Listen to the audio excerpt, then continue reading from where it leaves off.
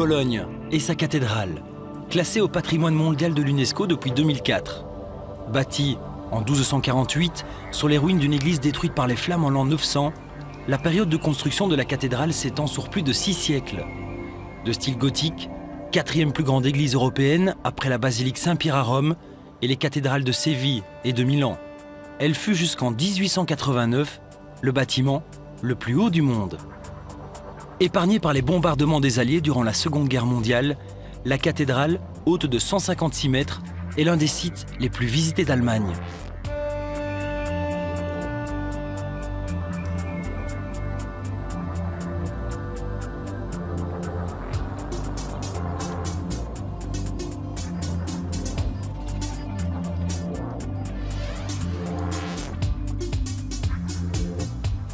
Au sein de l'édifice, des reliques des rois mages, amenées à Cologne depuis Milan en 1164 par l'empereur romain germanique Frédéric Barberousse. Imposante, écrasante, mais aussi point de départ de toute rencontre, de toute visite, la cathédrale est la fierté des Colonnais. C'est aussi une véritable entreprise qui génère de l'emploi. Vous devez compter qu'il y a 92 employés et les frais par an, ça fait entre 6 et 7 millions d'euros. Et c'est vrai que nous avons 10 000 m² de vitraux, c'est le double de la surface de la cathédrale. Donc ça veut dire 10 000 m², c'est la même surface que la grande place de Bruxelles. Et pendant la Deuxième Guerre mondiale, on avait enlevé des vitraux. Aujourd'hui, une petite moitié est d'origine. Et naturellement, quand il y a le soleil, c'est le plus beau. Et la cathédrale ne sera jamais terminée parce que la pierre est malade. Le calcaire, par exemple, hein, et comme ça, on doit remplacer la pierre pour sauver la cathédrale.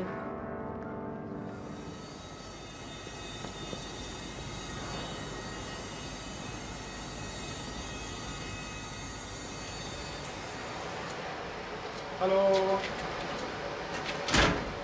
Nous voici au cœur des ateliers logés au pied de la cathédrale. Michael, grüß dich. Hallo Klaus. Depuis le XIIIe siècle, des générations de tailleurs de pierre, de forgerons, de sculpteurs, de peintres, de menuisiers se sont succédés en ces lieux. Aujourd'hui, 60 artisans travaillent jour et nuit dans la restauration, la rénovation et l'entretien de la cathédrale. Also ein Großteil der Arbeiten am Kölner Dom sind Steinaustauscharbeiten. Das heißt also, wenn Bauteile gefährdet sind, wenn der Stein verwittert ist, wenn die Schäden groß sind, dann werden die alten Teile abgebaut, werden neu aufgemessen, auf Karton gezeichnet. Es werden vom Steinmetztechniker Schablonen angefertigt, nach denen dann die Bildhauer und Steinmetzenteile nacharbeiten können.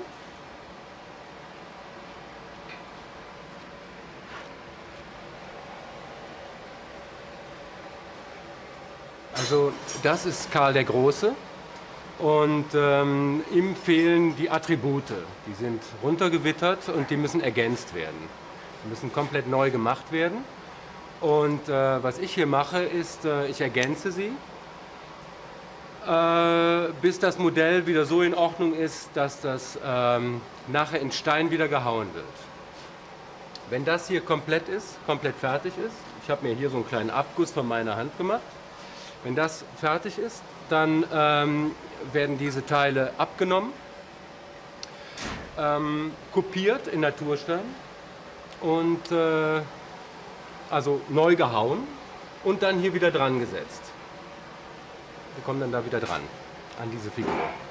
Das können wir aber drüben sehen beim Kaiser Konstantin. Wir haben da eine fertige Figur und dann kann man das sehen. Ja. Hier haben wir Kaiser Konstantin und der hatte das gleiche Problem. Diese Sachen hängen immer draußen und es regnet runter und deswegen gehen die am ehesten kaputt. Das heißt, dieser komplette Komplex war weg. Und dieser komplette Komplex war auch weg. Man sieht jetzt hier noch so eine feine Fuge. Also erst ergänzt in Plaster, in Gips, dass das komplett ist. Dann abgenommen, kopiert. In Stein, in Naturstein, und der Naturstein kommt als Prothese wieder da dran. Und dann ergibt das wieder ein komplettes Bild. Dans quelques semaines, la statue reprendra sa place sur l'aile ouest de la cathédrale. Selon Michael, le tailleur de pierre, la prochaine rénovation de l'empereur Constantin est prévue dans 1 siècle et demi. Dans un autre atelier, les vitraillistes se penchent sur la rénovation des vitraux. 15 artisans se partagent l'ouvrage. Depuis le Moyen-Âge, ces pièces sont assemblées par des baguettes de plomb. 3 mois de travail seront nécessaires pour donner une énième existence à ces vitraux qui, pour quelques-uns d'entre eux, ont été dessinés et assemblés au XIIIe siècle. Un travail d'orfèvre millimétré, des gestes transmis d'artisan en artisan, de siècle en siècle. À quelques pas de la cathédrale, le musée Ludwig. Grâce aux donations d'œuvres d'art offertes à la ville en 1976 par Peter et Irene Ludwig, ce musée est devenu un temple de l'art contemporain en Europe.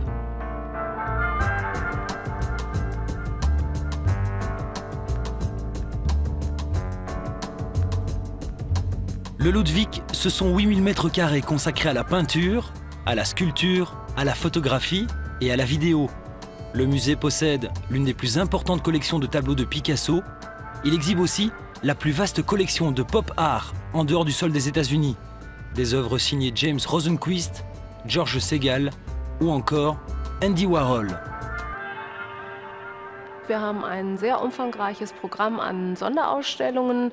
Ich würde mal behaupten, wir sind das Museum hier in Deutschland, was mit die meisten Sonderausstellungen pro Jahr zeigt. Das ist ein sehr abwechslungsreiches Programm. Das geht von der klassischen Moderne, zur Zeit zeigen wir Paul Klee, bis zur zeitgenössischen Kunst, zum Beispiel Manfred Pernice, den wir jetzt im März auf dem Programm haben.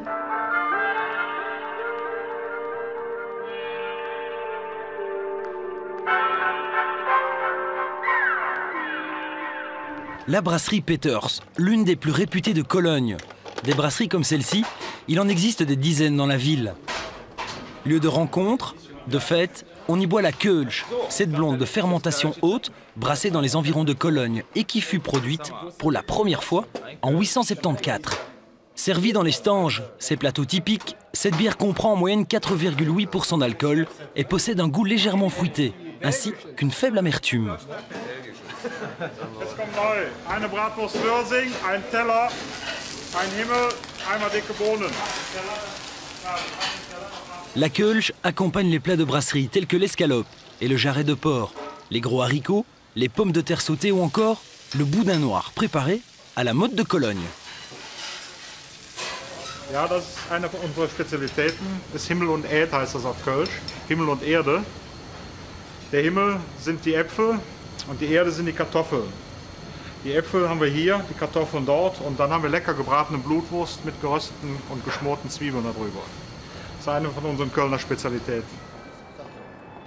Autre brasserie incontournable à Cologne, c'est Früh, à quelques pas de la cathédrale. Épargnée par les bombardements de 1942, Früh, l'une des plus vieilles brasseries de la ville, est l'un des royaumes de la Kölsch, du touriste aussi. L'établissement compte plus de 8 salles. 3 bars, 35 serveurs et plus de 300 places assises. Bondé chaque soir, la bière y coule à flot. Les fûts de Kölsch se succèdent les uns après les autres, surtout lorsque le carnaval approche à grands pas. On y mange des recettes typiques des brasseries colonnaises. Boudin, escalope, jarret, mais aussi le halven Hahn, le demi-poulet rôti. Mais en y regardant de plus près, il y a bien peu de poulet dans cette recette. Nous quittons Cologne pour nous rendre à Bensberg, à une quinzaine de kilomètres de la cathédrale. Petit village tranquille qui abrite l'un des plus beaux palaces d'Europe, le grand hôtel Schloss Bensberg. Installé sur une colline qui surplombe Cologne, ce 5 étoiles baroque fut construit pour la retraite du prince-électeur Jean-Guillaume de Neuburg-Wittelsbach.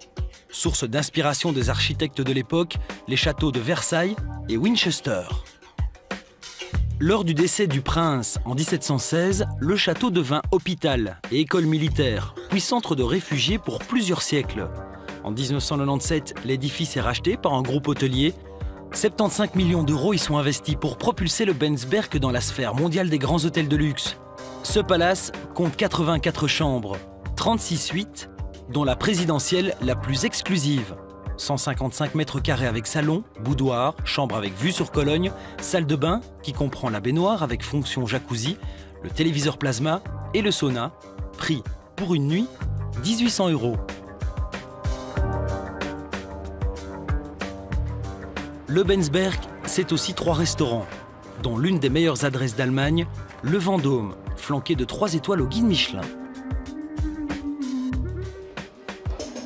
Aux commandes du restaurant, Joachim Wissler, élu meilleur chef d'Allemagne en 2005 par le célèbre guide Fleischmacher. Aujourd'hui, le chef vous propose un foie gras au beurre de chocolat noir parsemé d'huile d'olive chaude et accompagné d'une compote de pommes et de coriandre. La cuisine de Joachim se base sur le choix d'ingrédients nobles, la précision des gestes, l'accord des saveurs, le mariage des arômes.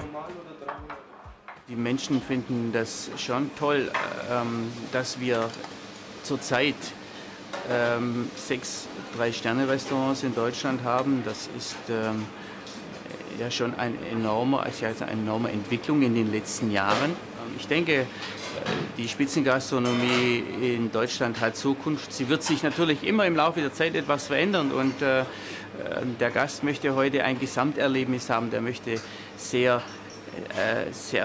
entspannt essen gehen. Er möchte nicht das zu Theatrale, nicht das zu Steife haben. Er möchte es einfach ein bisschen lockerer haben, aber doch äußerst perfekt. Und das sind natürlich die Dinge, die wir auch pflegen und umsetzen. En salle, l'équipe composée de 9 personnes prépare le service de midi.